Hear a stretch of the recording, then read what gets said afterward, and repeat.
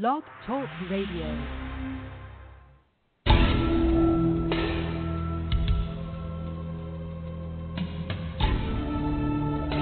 You are now listening to True Murder, the most shocking killers in true crime history and the authors that have written about them. Gacy, Bundy, Dahmer, The Night Stalker, BTK.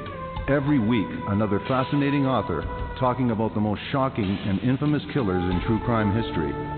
True Murder, with your host, journalist and author, Dan Zupansky.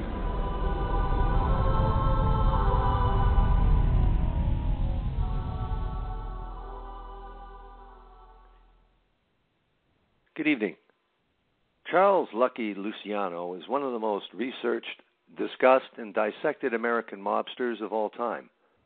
His name has become synonymous with New York City's high-drama gangland days of prohibition bootlegging, the information of the infamous 5 families, and controversy over his alleged last testament. However, there exist many fascinating and lurid tales and theories regarding Lucky's rise and fall from the mob's top spot. Some of these stories are known but still incited debate, such as the origins of his nickname and menacing facial scars. Other legends are not so well known to the general public.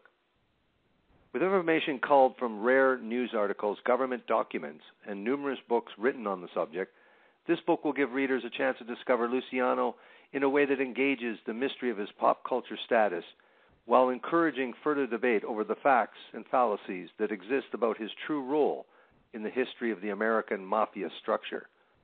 The book that we're featuring this evening is Lucky Luciano, Mysterious Tales of a Gangster Legend, with my special guest, journalist and author Christian Cipollini.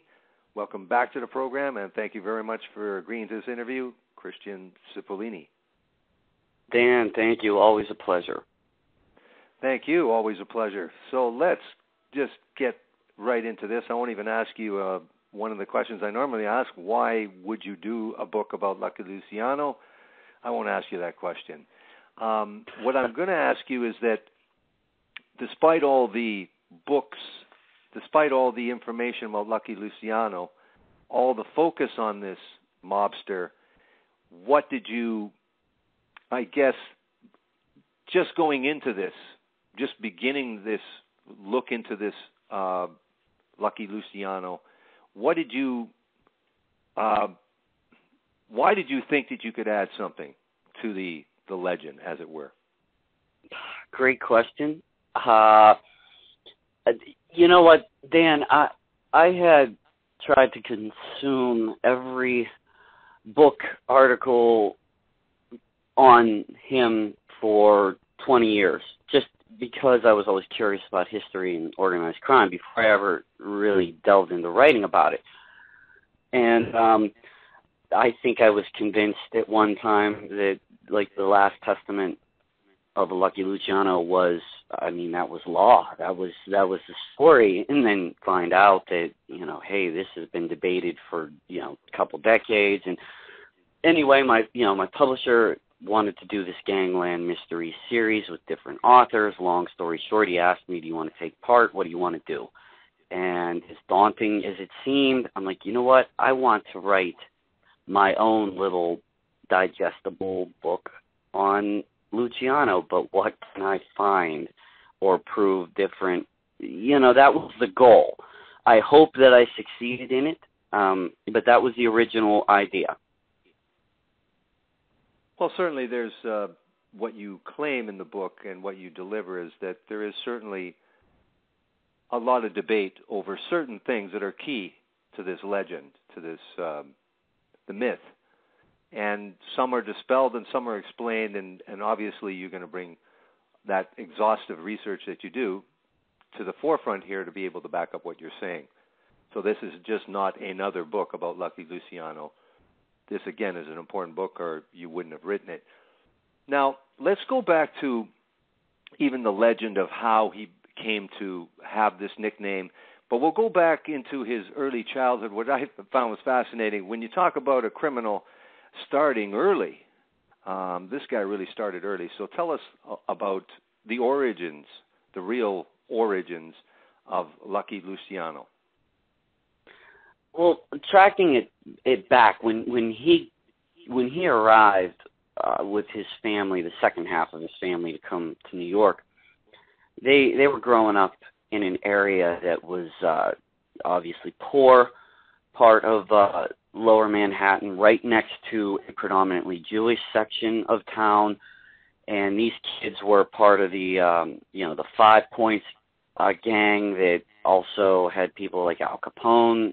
All these guys grew up together, and not to get off on a tangent, but let's face it, everybody has a choice in life, okay? I think that's basic. You don't have to be a criminal or whatever, but when you look at the options that were offered a lot of these ethnic groups, there weren't many. And Luciano and some of the Jewish kids and other Italian kids, band together, and that was the route they took. Not everybody did that, but here's some kids that did. So, yeah, they started young. You're talking his first arrest was in his early teens for narcotics. And people seem to forget it wasn't all about booze back then. These guys, narcotics was another big prohibited item by the time they really started into a life of crime. But growing up with Jewish kids too, he learned just, I guess, inherently the protection racket, as it were, from even from his own childhood, just from being young. And that later alliance will be important as well. Tell us what his family life was like. What was his parental situation, and tell us a little bit about that. As best anybody can glean from it, and definitely a lot of my peers have written more extensively on him coming over and what childhood was probably like for him. And I think I should point this out, and every researcher or writer of history in general, not just organized crime, knows unless you were there, we're never going to know all the answers, okay? We weren't there. But to get a general idea, his parents probably weren't bad people. They were raising, like a lot of parents, a bunch of kids. Charlie was one of the ones to never be home. He had some legitimate jobs as a kid, but he always seemed to tie those in with crime too. And yes, running into some of these Jewish kids that already had their own theft and protection rackets, and what ended up happening is, instead of beating the hell out of each other for a while, they decided to join forces. I mean, that's really a simplified way of how things probably ended up. But then you're talking about kids that basically hung out on the street 24/7 doing rackets. Right. Now, what is the origin of Lucky Luciano's, the moniker Lucky Luciano? And when did he actually get this moniker? There's obviously, if anybody who knows the story of Luciano, a lot of people took it as he was named Lucky because he survived being taken for a ride, which essentially means you're picked up in a car because you're going to be killed. He survived a ride, which was a mystery in and of itself who actually did it. That's where a lot of people, myself at one time included, believed, hey, he got nicknamed Lucky. All these guys had nicknames. It seemed like every gangster virtually had a nickname. His, for surviving this ride in 1929. I do not believe that. I know some of my fellow authors and researchers now, they too, I've learned from them, don't believe everything just because most of us take it for historical fact. What I found and put in the book were things he said himself in the 1950s to reporters he granted interviews to.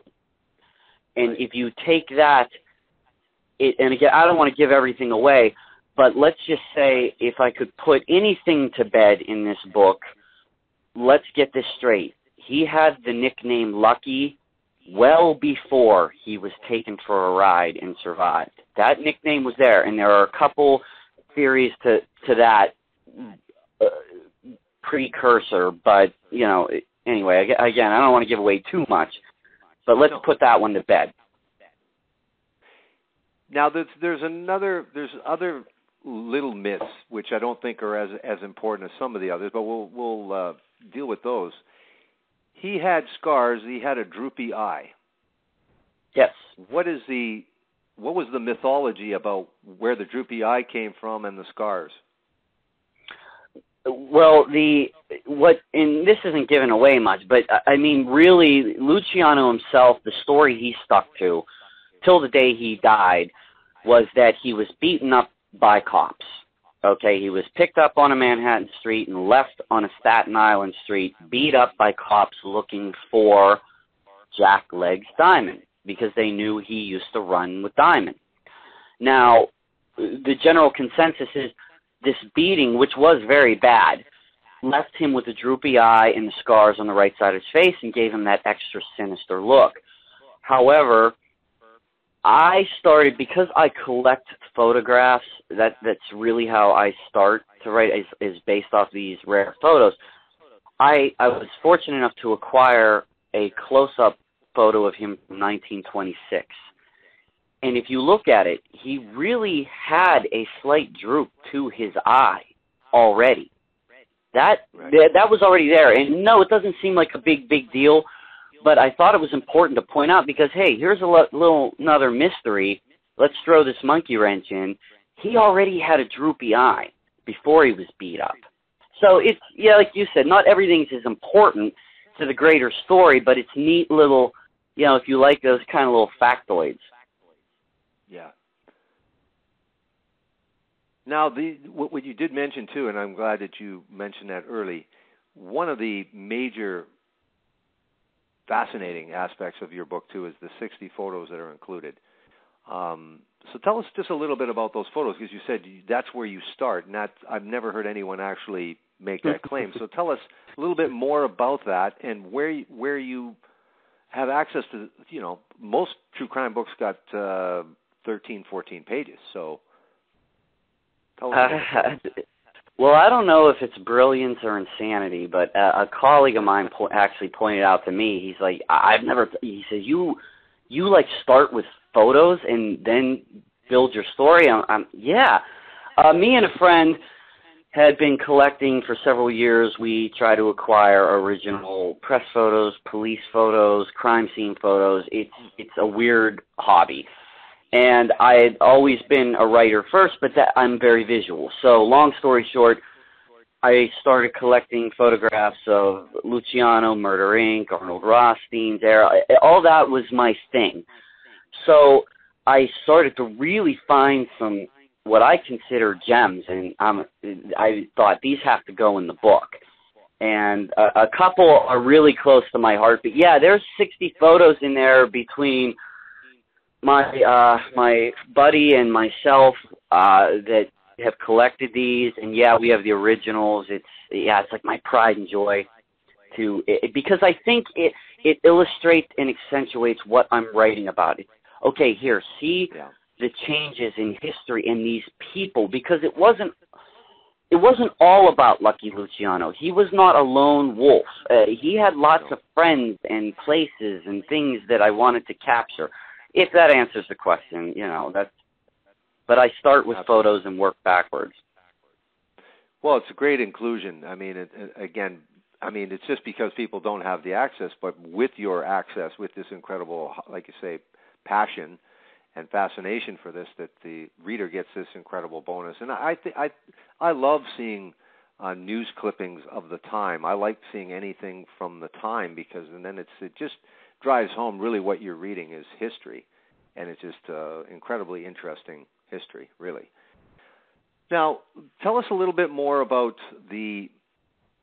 because Lucky Luciano is credited for a lot of things, but he didn't get into power immediately. But tell us about what you found that might have differed from some of the myths about his importance in terms of sort of reorganizing, I guess, an organization that was already there, but at least looking a little differently than tradition with that the Sicilian origins had to be maintained. And tell us about the power struggle and anything that you found in your research that kind of went against the official story. I think first of all, for anybody that doesn't perhaps know a lot about this, but in New York, you had the era of these Sicilian mob bosses, and they like to run it, do business with other Sicilians, period. And Luciano, being of Sicilian blood, was part of that, but he also carried on, as a lot of these guys did, with other associations. Luciano, you're talking late 1920s, he was doing business with Arnold Rothstein, famous, Jewish financier of illicit business.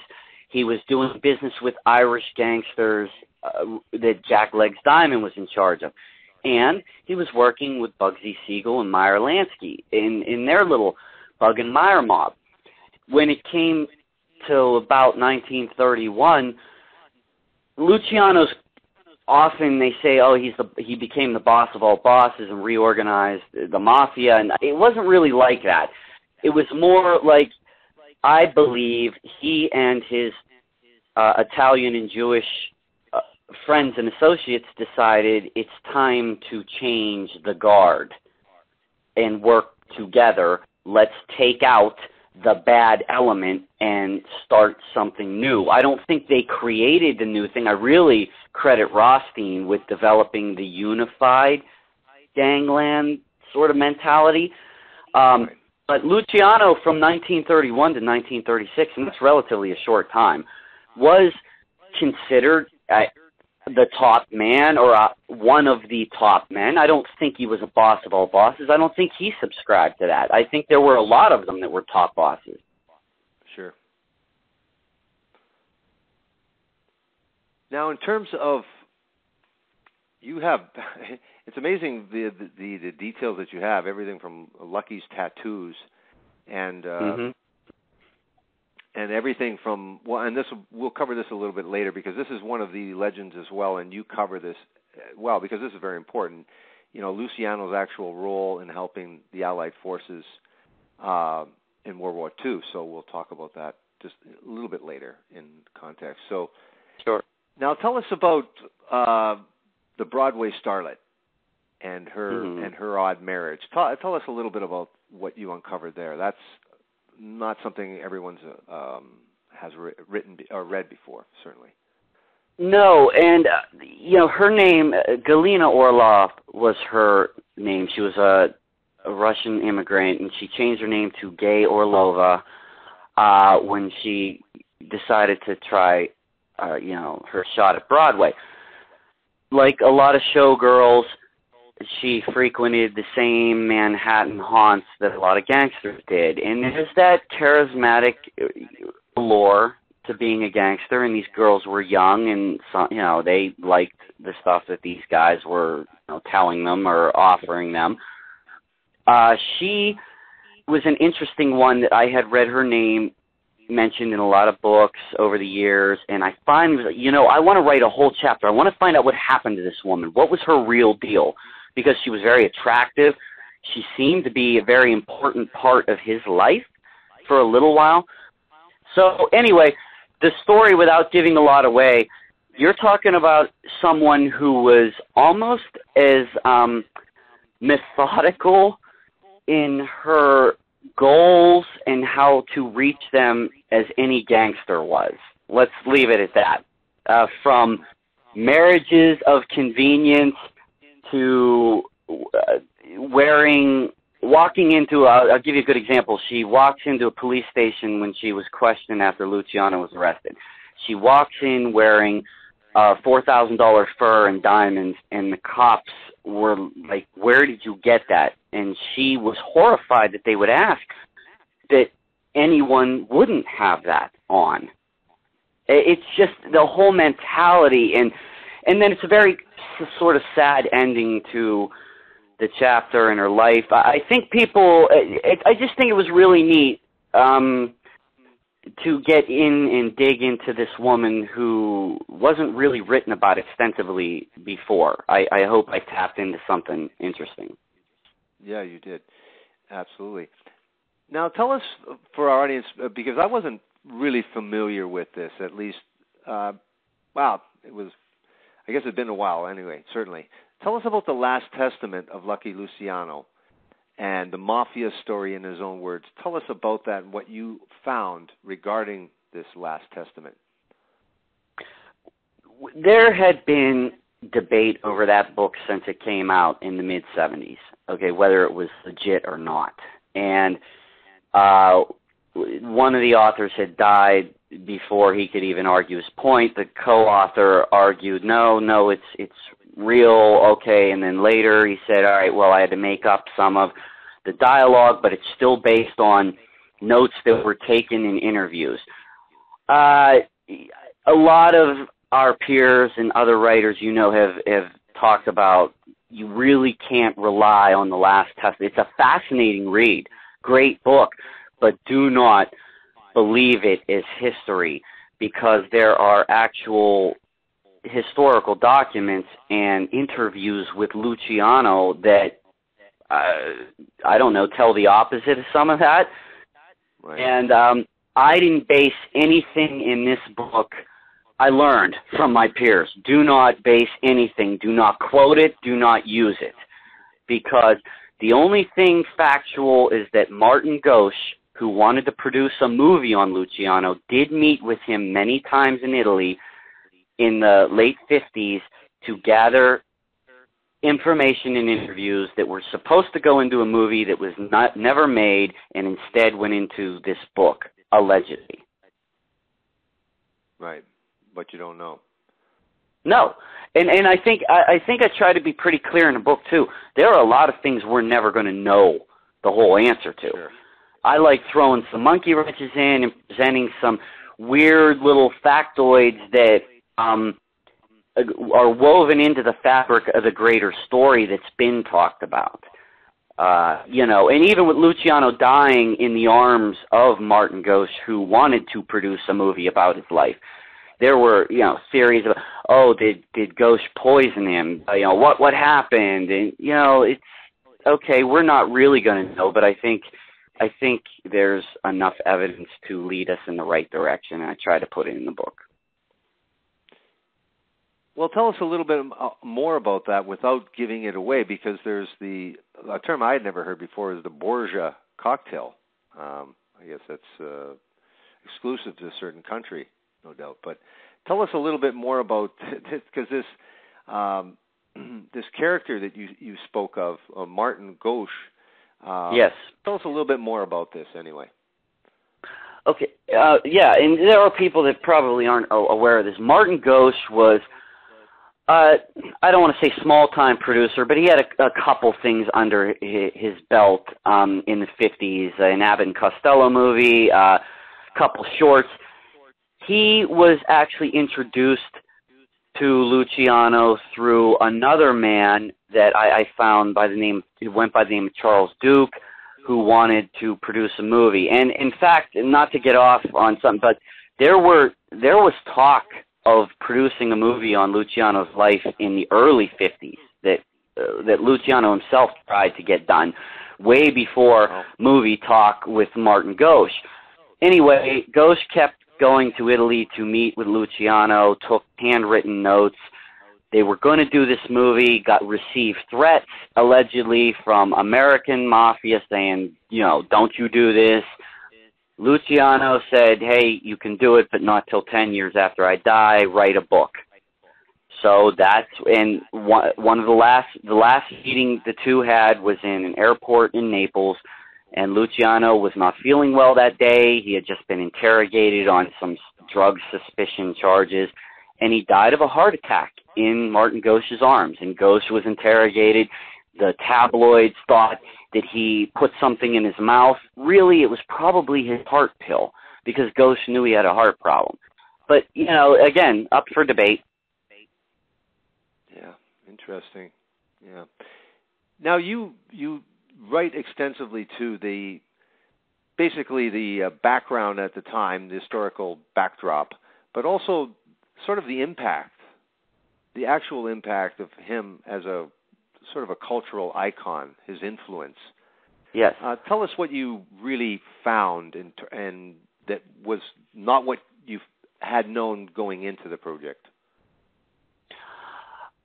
That's a tough one to answer because almost everything that I found amazed me personally. That's why I put it in there. I mean, but overall, I think the subject of him being a drug kingpin later in life, from the 1940s really on, he was labeled as this international drug kingpin. Okay, that I didn't quite buy into. I think he made money from it? No, probably, but was he this giant heroin and cocaine kingpin? I have my doubts, but what I found really interesting was two of the main police investigators that were after him, Anslinger and Siragusa. These guys, I mean, they were dead set on getting Luciano. It almost became, to me, I interpret it as an obsession. And I came to believe after researching this, whether Luciano had anything to do with drugs or not, these two guys were going to find a way to prove he did.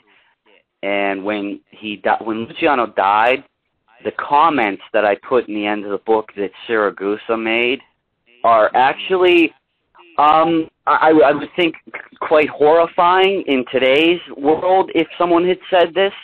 I'm sure you know what I'm talking about. It was right. That's obsession, and to the way they spoke about it. But again, I don't want to give it away. Luciano the myth became bigger than the man. If that really answers the question, to me, it was like, wow, this guy's myth got bigger than the guy really was. Well, like you talk about Anslinger, who was very, very politically motivated, and people will know him from his crusade on marijuana and drugs in general. Right. So he was a very, very visible and powerful and ambitious politico, this guy. So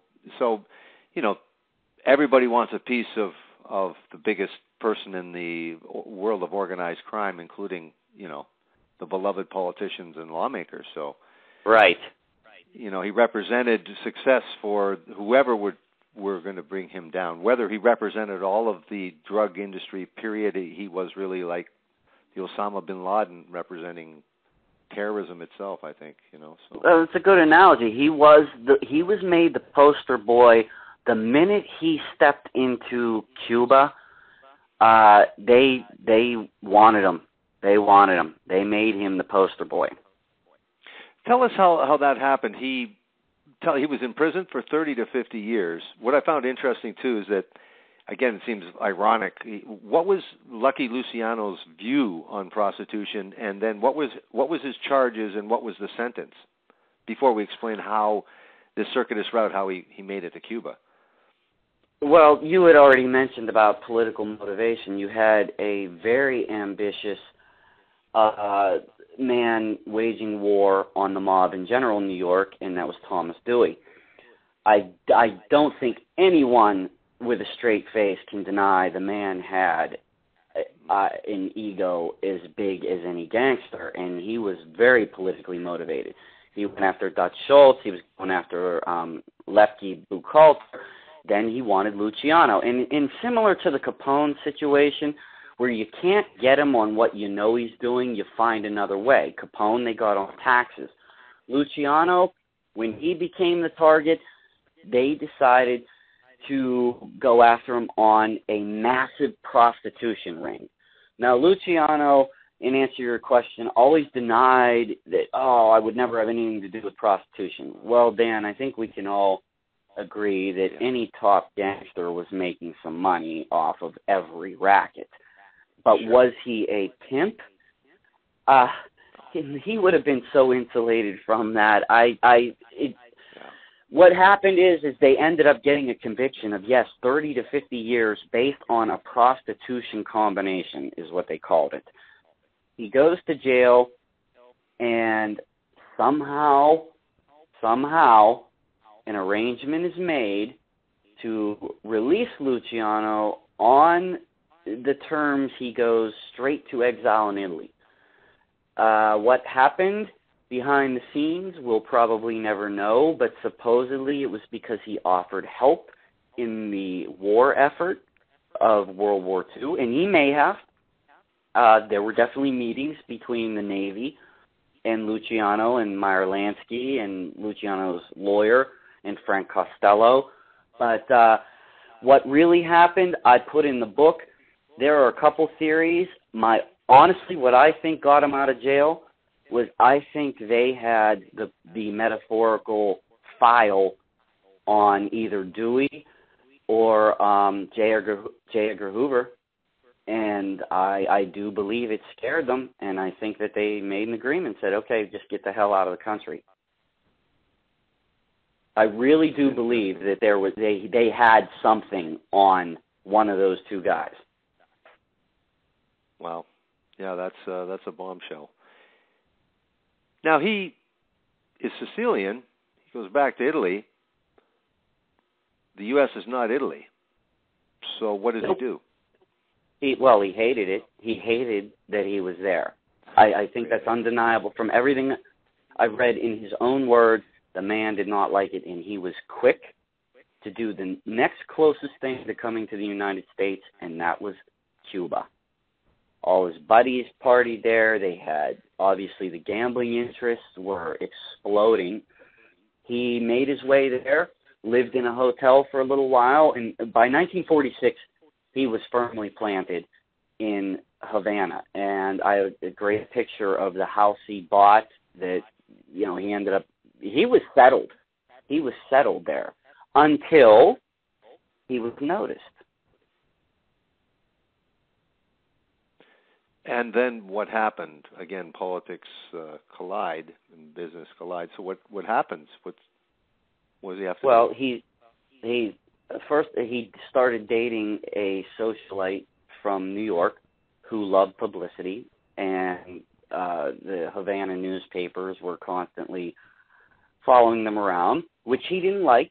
He did not want to be noticed. And then, just call it fate, he was at the big supposed crime meeting of all the bosses to discuss many subjects, and they were carousing with women. Frank Sinatra was there. Al Capone's brother Ralph was there. And an enterprising young reporter was in the area, spotted him, wrote an article about it, and Anslinger saw that article. That's what set it off. Then Anslinger decided, Cuba, if you're harboring him, we're going to cut off all your legitimate medical supplies. Kick him out. Wow. Yeah. Yeah, that's a pretty serious threat. I don't want to... well, it's not really giving it away, but it shows you how politics work. The United States scared the hell out of the Cuban authorities with this. And it ends up, they never, ever instituted the embargo. It was literally empty threats, but it worked. It got Luciano arrested. It got Luciano deported. And he was back to Italy for good.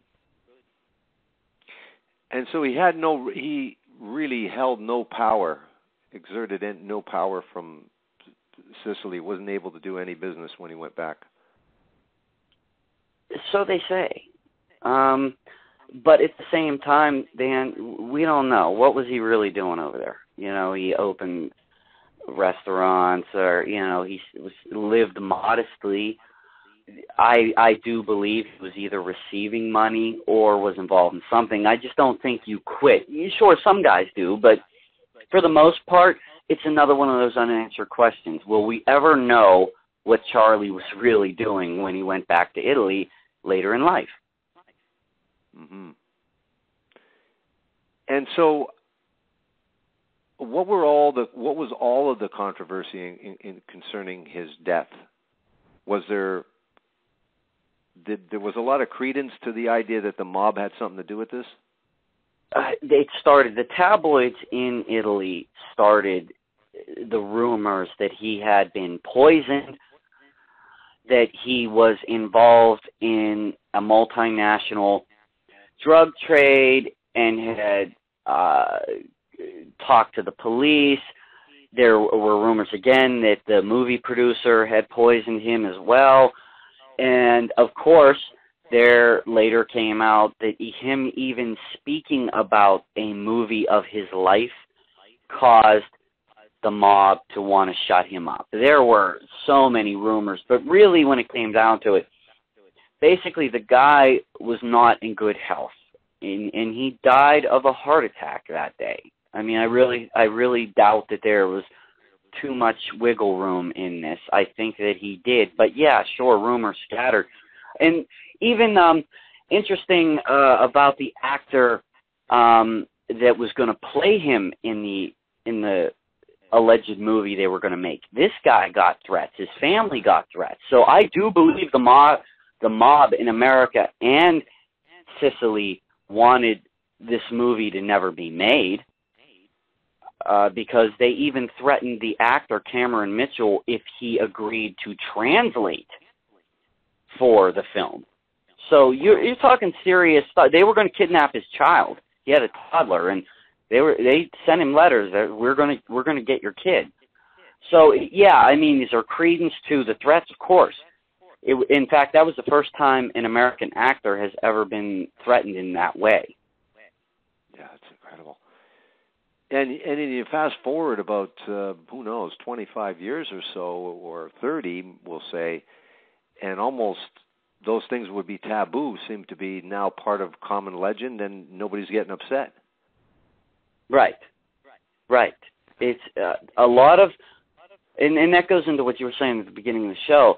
There are a lot of things that, understandably, people who do know the story or have seen some of the, how can I say it, crappy movies based on it, buy into this. If we even go back to The Scars, the main story that everybody seemed to love is of the two warring mob bosses that Luciano was playing against each other, or he was like a double agent, really, that one of them, Salvatore Maranzano, had his men kidnap Luciano, string him up by his thumbs, took knives and cut his face and throat, and then left him for dead. A lot of people thought that was the story for years and years. I think it's the most probably ridiculous of the theories of how Luciano got his scars and survived the ride. I really think more realistically, yeah, he probably was beat up by somebody looking for Legs Diamond, and if it wasn't that, it was somebody interested in why Rothstein was killed a year before. I buy more into those. But yeah, I mean, all these decades later, and some people really think, we could even talk about Boardwalk Empire, great show, love that show, based on some real things, but when you think about it, it's a show. It's a show. Sure. So leave it at that. The truth is elsewhere. Sure, certainly. Hopefully in my book. Hopefully in my book. We were talking just a second ago about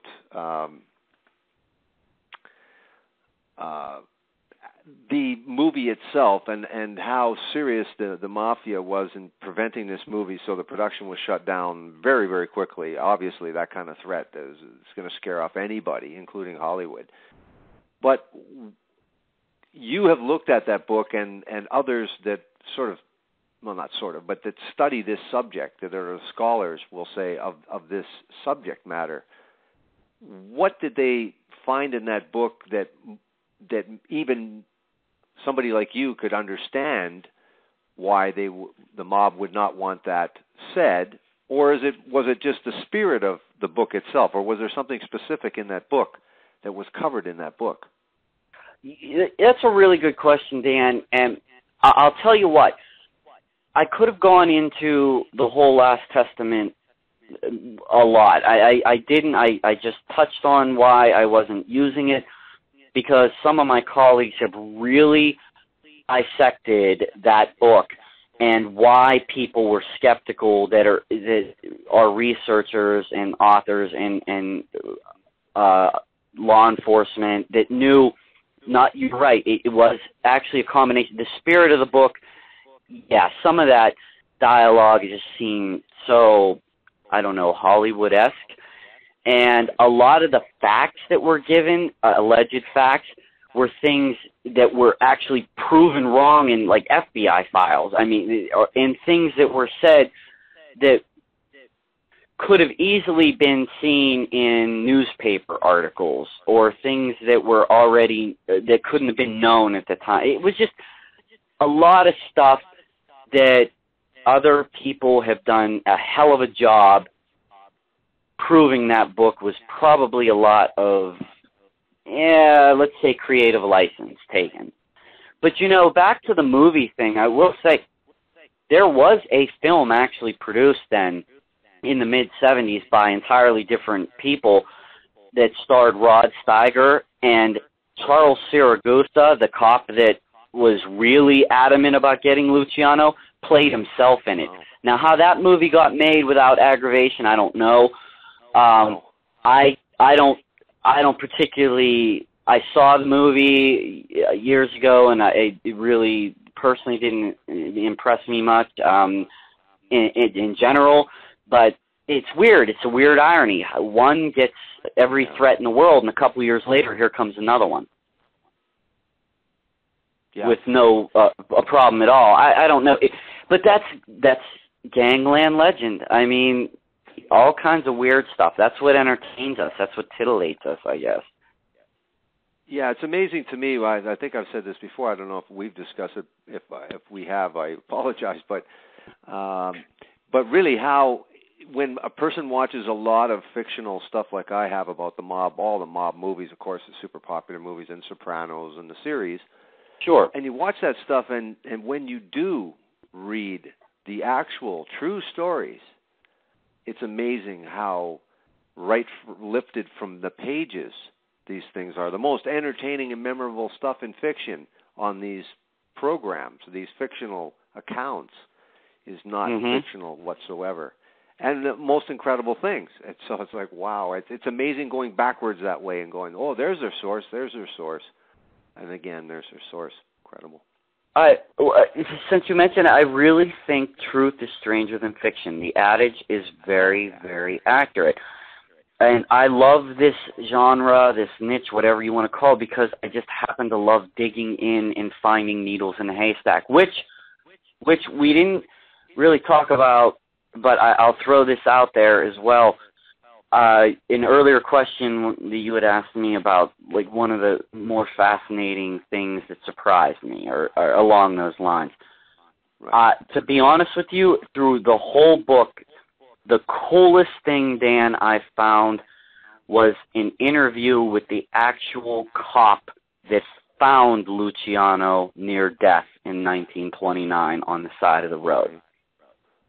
That, to me, made the whole thing, because not only did it add to and then throw yet another monkey wrench in the theory of what happened to Luciano, it was how I found this interview with him. It was just a little neighborhood type section newspaper article. The guy was retired. It was a few months after Luciano died that some little local reporter in Florida goes to his house and interviews him, and he remembered it like it was yesterday from 1929 as a beat cop finding Luciano on the side of the road. And what he says is, to me, it was mind-numbing. I'm like, this is great. Yeah. Well, it's an incredible start for, like you say, for a short little interview that could have been and was overlooked for years, decades. Right. And that imparts so much knowledge and sheds so much light. That is a eureka moment. It really was, because this was not like a syndicated article. It was just a little, hometown kind of story on this guy. And it was the eureka moment as I was doing this book. Now, in terms of, and I'm sure my prediction, I've said to a person involved in film that I know, I said, the only thing that's left is the true story of some of these mobsters.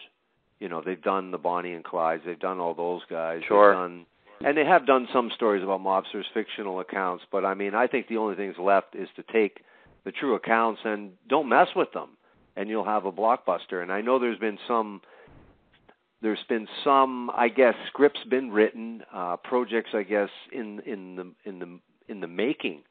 But my question is, what do you see in the future with Lucky Luciano in terms of, say, an adaptation for film?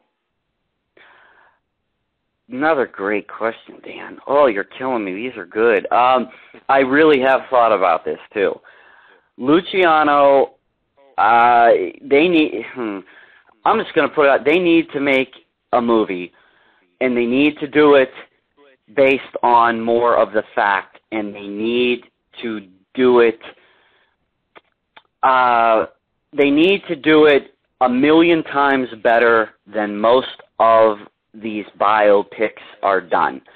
I have some favorites too that I know are not historically accurate. I'm not going to name names, but there are some really great movies that were based on some of even Luciano's cohorts that are entertaining and wonderful to watch. But I think you're right. A true blockbuster. I think Luciano's story, and I'm not just saying this because I wrote the book on it because I thought this already. Luciano's story is worthy of a true telling, and it's entertaining in and of itself right there. Truth is stranger than fiction. You don't need to make it up. That's right, yeah. I think that's the only thing that's left. Why do you need to take, unless they're compelled to always have everything end in a love story. If there has to be a love story, they're constant. But if there isn't, and that's been proven too, that you don't need that constantly. But other than that, really, what kind of, you can say it's a true story. And I don't see why people wouldn't clamor to go see that. Oh, sure. And obviously in terms of making a film, you'd have to make a 27-hour film to really capture it all on any of these guys. I think Luciano in particular. But if you're going to make a 2-hour, 2.5-hour biopic, really, with somebody like him, you really do have a virtual ensemble cast of gangsters that are equally fascinating. You have no shortage of characters that are real and fascinating. You have no shortage of love stories, sadness, some comedy, you name it, it's in there. I agree with you 100% that if they just looked at it that way and said, I think it would be a hell of a movie. But I thought that for 20 years before I wrote this book. That's part of why I wrote this book, because I visualize as I'm doing it. Again, it goes back to the pictures. I'm very visual, and I write from that, what I'm, looking at or envisioning in my head. I see a movie playing out, Dan. I see you starring. I see you in a starring role. It's interesting, yeah. Now, what we didn't get into, and I think we've got a little bit of time, what I thought was interesting is the power struggle that's always been sort of dumbed down for Lucky Luciano and oversimplified, obviously. But what I found, one of the stories, and it won't be giving away the whole story that you cover, but it was interesting to hear about the effort to try to bump off Lucky Luciano at one time, with the $25,000 up front and another $25,000 to finish. Tell us a little bit about the characters and the players in this little story. Well, at the time, for the overview, Luciano had been running with Legs Diamond. He had been working for Arnold Rothstein, but he was really employed by Joe the Boss Masseria. Joe the Boss was in a bitter war with Salvatore Maranzano. Luciano decided to play both sides. How he did it, and I do believe he gathered a lot of his colleagues, Jewish and Italian, that agreed we need to get rid of both these guys. So they took out Joe the Boss first. A few months later, Luciano goes to work for Maranzano. Maranzano probably never trusted Luciano or his pals, figuring if you knocked off my enemy, you're probably capable of doing it to me. So the story goes that Maranzano hired a crazy gunman by the name of Mad Dog Cole. Mad Dog Cole was hired to show up at the office, and Maranzano was going to have Vito Genovese and Lucky Luciano come to the office for a meeting where Cole was going to kill them. Problem was, Luciano and his buddies already got wind of it. Instead of Luciano showing up, they sent what I believe was probably Bugsy Siegel, maybe Joe Adonis, maybe Sam Red Levine. 4 guys showed up, said they were taxmen, walked in the door, lined everybody up against the wall, and then shot and stabbed Maranzano. Vincent Cole happened to show up to do his job, sees what happened, turned around, left, and supposedly was happy he got his $25,000 up front, and he didn't care anymore. If that's how the story goes, I personally believe it probably went a lot like that. Yeah, that's crazy. That's you can't make this stuff up. We'll never know if that's what really happened, but there you go. If that is truth, who could make a story up like that? It's just incredible. Yeah, it's amazing. Yeah, it's fascinating. Well, it's very much like this book and your take on Lucky Luciano, your in-depth research, uncovering new facts about Lucky Luciano and just adding to the legend. Very fascinating read. Tell us about how people can contact you if they're so interested. You must do the Facebook thing and have a website. Tell us how people can contact you if they've been so inclined after listening about Lucky Luciano this evening. Sure. My website is ganglandlegends.com. I'm on Twitter at Cip the Scallion, C-I-P the Scallion. I'm on Facebook, Christian Cipollini. You can follow me, friend me, tell me you love or hate my work. I'm pretty cool with all of that. I like spirited debate for sure. And let me see what else. Well, I'm finishing up my 3rd book right now, and that should be out next February. And my first book's on there, so if anybody's interested, I'd stop by and say hello. What is what's the name of your first book? I know what it is, but tell us about your first book and tell us what's the name of the project, or what is the new project you say that's coming out next March? Well, my first book was on Detroit hitman Chester Wheeler Campbell, his Diary of a Motor City Hitman, the Chester Wheeler Campbell story. And my 3rd book is another one in the Gangland Mystery series. This one is on Murder Incorporated. Yes, a daunting task indeed.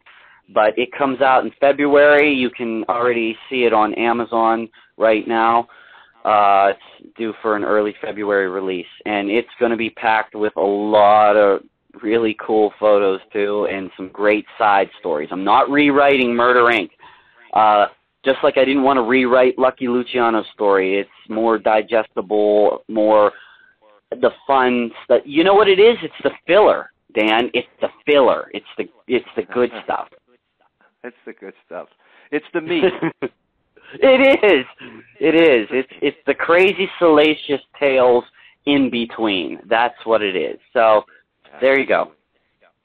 Well, I want to thank you very much for coming on and talking about Lucky Luciano. It's been fascinating. Thank you very much, and we look forward to hearing from you again real soon. Thanks, Dan. Always a pleasure. Thank you, Christian. Good night. Bye.